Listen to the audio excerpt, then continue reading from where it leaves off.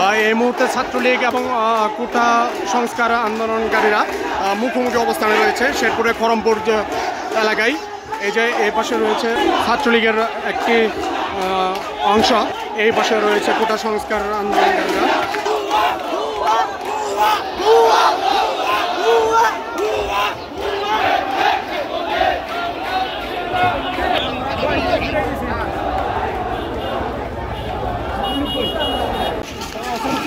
না না না সবটি মার খেয়েছে।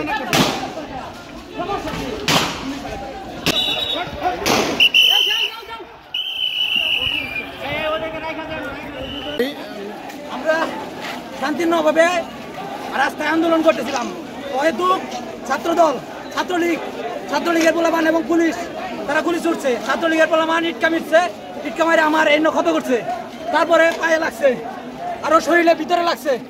এই ছাত্রলীগের পোলাপান দালাল, আওয়ামী লীগের দালাল, সরকারের দালাল সব দিয়ে আইসা আমরা ছাত্রদের উপর আক্রমণ করছে।